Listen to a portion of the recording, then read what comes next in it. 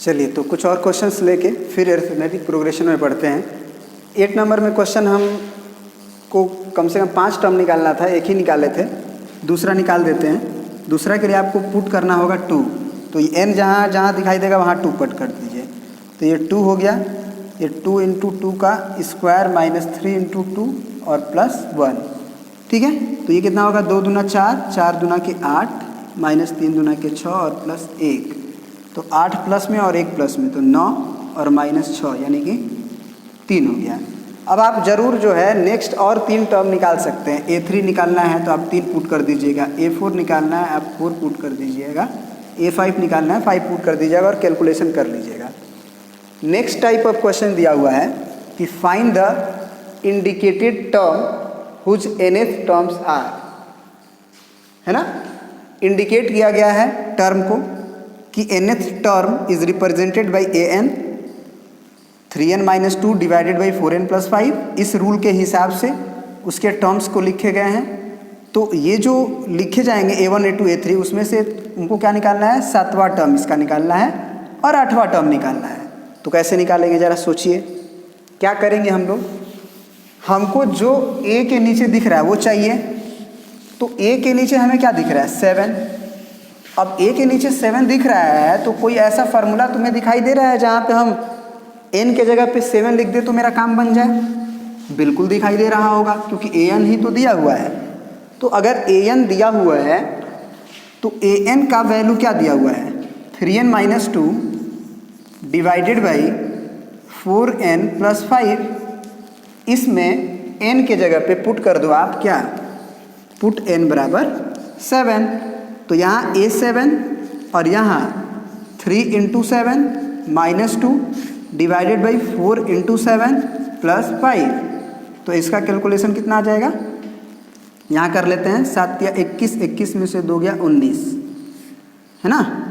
और ये 7 चौके 28 और 5 23, ये हो गया आंसर। A7 का वैल्यू पूछा था आपसे, ठीक है। ये 7वां टर्म है इसका, इसको क्या पढ़ा जाएगा, 7th टर्म, ठीक है ना। अब इसका देखिए A8 भी निकालना था ना आपको, तो एक्चुअली तो यहीं पे निकाल देते हैं A8, क्योंकि वहाँ पे हम इस क्वेश्चन को बना देंगे। तो पुट n बराबर 8, तो यहाँ A8 होगा, तो यहाँ 3 × 8 - 2 डिवाइडेड बाई 4 × 8 + 5।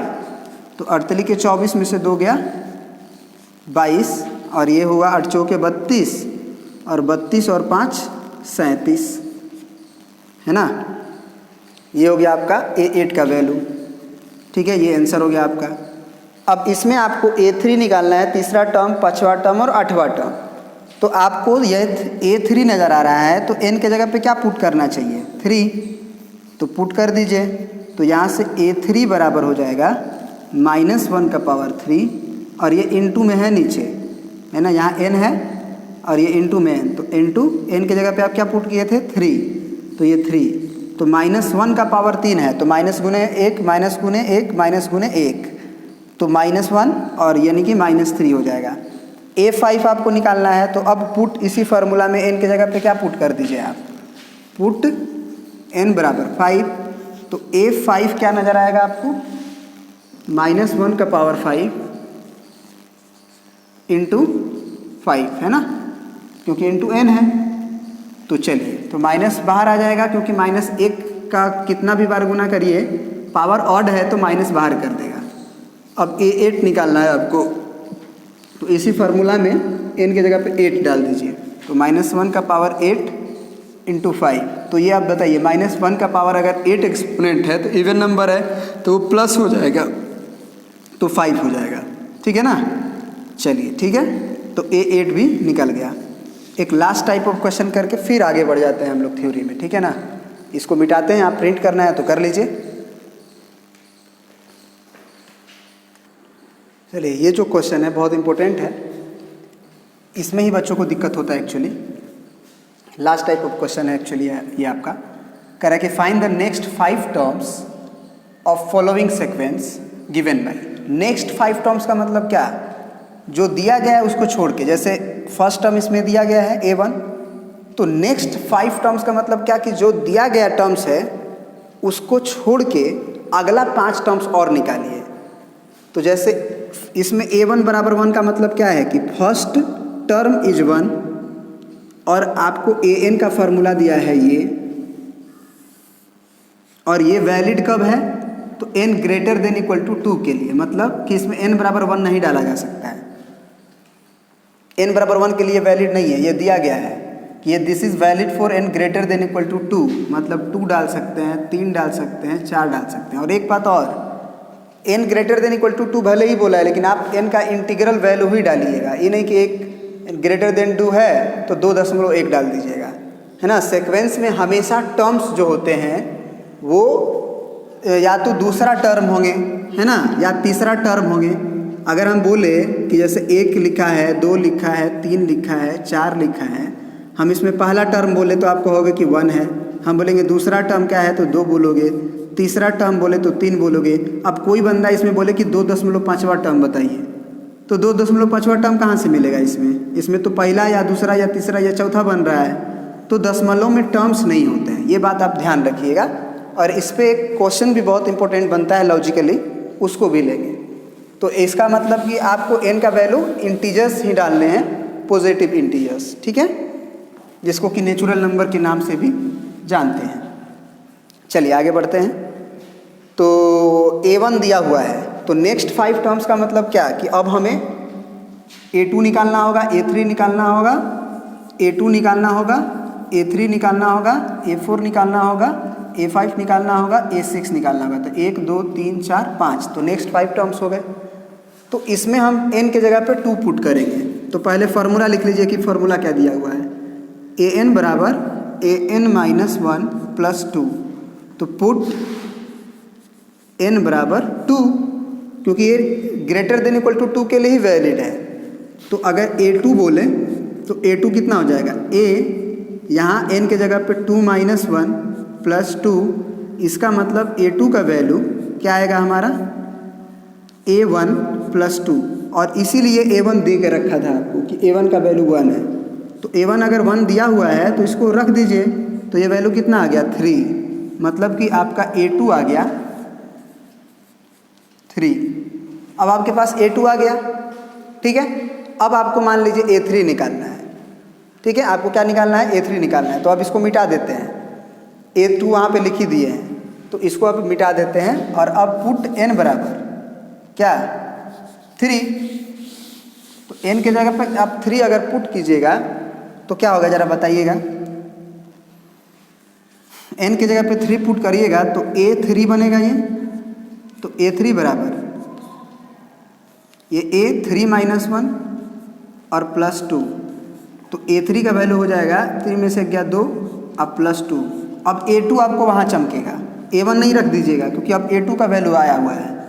तो ये 3 प्लस 2 यानी कि a3 का वैल्यू क्या आ जाएगा आपका 5। तो यहाँ से अब फिर a3 का वैल्यू आप लिख दीजिएगा 5। अब a3 का वैल्यू आ गया।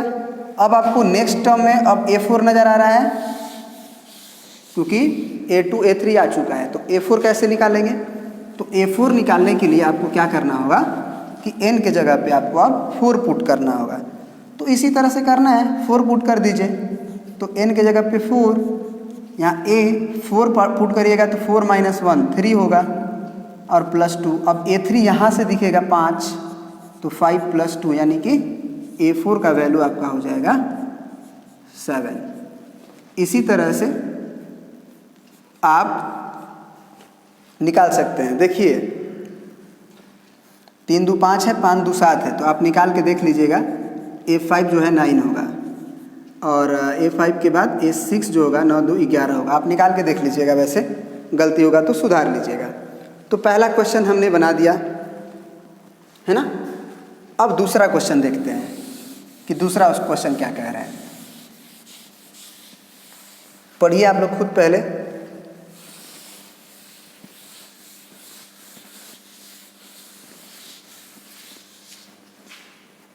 और बनाइए फिर मिला लीजिएगा, ठीक है। और इसके बाद वाला लेक्चर तो इतना इम्पोर्टेंट है एपी के लिए कि आप सोच नहीं सकते हो। देखोगे ऐसा ऐसा तरीका बताएंगे कि तुम एकदम खुश हो जाओ, एकदम मज़ा आ जाएगा तुमको। देखो यहाँ पे A1 भी दिया है, A2 भी दिया है, और ये वैलिड है n ग्रेटर देन 3 के लिए। मतलब ये फार्मूला जो वैलिड है वो n ग्रेटर देन 2 के लिए वैलिड है। मतलब कि n के जगह पे हम 3 पुट कर सकते हैं, 4 पुट कर सकते हैं, 5 पुट कर सकते हैं, 6 पुट कर सकते हैं, 7। तो हमको नेक्स्ट 5 टर्म्स निकालना था। तो नेक्स्ट 5 टर्म्स का मतलब क्या, ये अगर ग्रेटर देन 2 के लिए वैलिड है और 2 तक तो वैल्यू भी दिया है कि A1 और A2 बराबर हैं और 2 हैं, मतलब A1 भी 2 है, A2 भी 2 है। तो हमको अब 5 को नेक्स्ट टर्म निकालना है। मतलब क्या निकालना है, A3, A4, A5, A6, A7। 5 को हुआ, 1 2 3 4 5 को हो गया। चलिए अब A3 निकालते हैं। तो इसमें n के जगह पे 3 पुट करेंगे तो A3 बराबर क्या नज़र आएगा अब हमें, A3 माइनस 1 और माइनस 3। तो ये कितना आएगा, A3 माइनस 1 यानी कि A2 माइनस 3, और A2 आपको यहाँ से दिया हुआ है 2, तो 2 माइनस 3 यानी कि माइनस 1। तो आप देखोगे कि A3 का वैल्यू आपका क्या आ गया, माइनस 1। ठीक है ना। चलिए ये तो ठीक है, A3 आ गया। अब A4 मान लीजिए निकालना है आपको, तो आप n के जगह पे 4 पुट करिए अगले स्टेप में। तो A4 क्या हो जाएगा, A यहाँ 4 माइनस 1 यानी कि 3 और माइनस 3, और A3 आपका वहाँ से आया हुआ है क्योंकि ये A2 और A1 दिया हुआ है। तो माइनस 1 माइनस 3 कितना आएगा, माइनस 4। तो अब जो है आपका A4 का वैल्यू आ चुका है माइनस 4। चलिए A4 आ गया। अब A5 अगर निकालना है तो A5 के लिए n के जगह पे हमको 5 की ज़रूरत है, तो इधर भी n के जगह पे 5 लिख दीजिए। तो A4 हो जाएगा एक्चुअली, क्योंकि ये 5 माइनस 1 होगा। अब A4 वहाँ से लिखिए माइनस 4 माइनस 3 तो माइनस 7। तो आप देखिएगा कि A4 के बाद A5 जो है वो माइनस 7 आ गया। तो आप देखिएगा निकाल के कि A5 के बाद A6 का जो वैल्यू माइनस में माइनस 3 जोड़ने पे माइनस 4 आता है, माइनस 4 में माइनस 3 जोड़ने पे माइनस 7, ये माइनस 10 हो जाएगा। और A7 निकालिएगा तो माइनस 13 हो जाएगा। आप निकाल के मिला लीजिएगा ज़रूर पुट कर करके।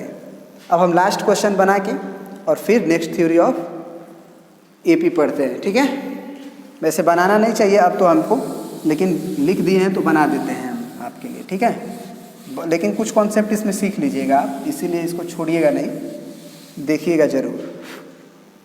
ठीक है, चलिए तो देखते हैं क्या है कॉन्सेप्ट। इसमें A1 का वैल्यू दिया है और ये वैलिड है n greater than equal to 2 के लिए। मतलब इसमें n का जगह पे आप इक्वल टू 2 भी है तो 2 भी पुट कर सकते हैं। इसको क्या पढ़ते हैं, n इज़ ग्रेटर देन और इक्वल टू 2, माने 2 भी चलेगा, 3 भी, 4 भी, 5 भी, 6 भी। 1 2 3 4 5 हो ही गया।